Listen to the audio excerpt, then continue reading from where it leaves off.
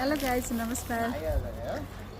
हामी आज तिनपानी भन्ज्याङको यात्रा यहाँ आइपुग्यौँ। तिनपानी यताबाट हेटौँडा जाने टाढा चाहिँ हामी भ्यू टावर देउराली जाँदैछौँ।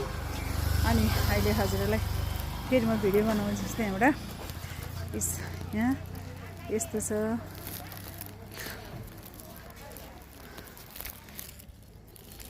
यहाँ हाम्रो पाले बसेको छ है बाटोमा। कस्तो चिसो रहेछ यहाँ आउँदा त। उता घरबाट आउँदा त घाम लागिरहेको थियो, यहाँ त पुरा हुस्सु लागेर अनि चिसो पो रहेछ, जाडो जाडो। अनि डाँडा काँडामा फुलेका छन् लाली गुराँस टन्नै। यहाँबाट रिसोर्टहरू चट्टा चट्टा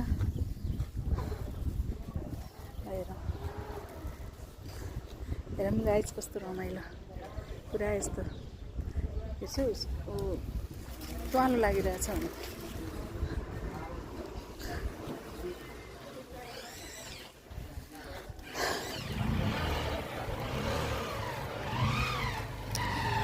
यो चाहिँ मेरो साथी है। यो भिडियो बनाउँदैछ।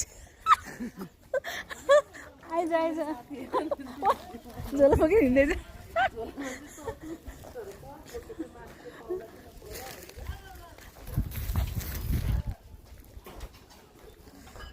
ल हेरौँ साथीहरू घुम्न जाने बेला त त्यतिखेरै हो हुन त है। तर अहिले मौसम अब अहिलेको मौसमहरू त अब अलिक ठिक छैन नि त। हावाहुरी लाग्ने यताउता भएर चाहिँ अलि ठिक छ। ल हेरौँ ल एकछिनमा। अब हामी यताबाट उकालो लाग्छौँ। ल हेर्छु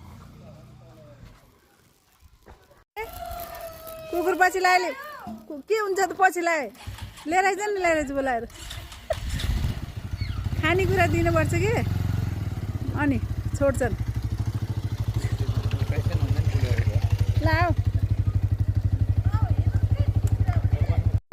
म त यता मासतिर त आएको थिइनँ, तर बाटो त कच्ची नै रहेछ। यस्तो छ।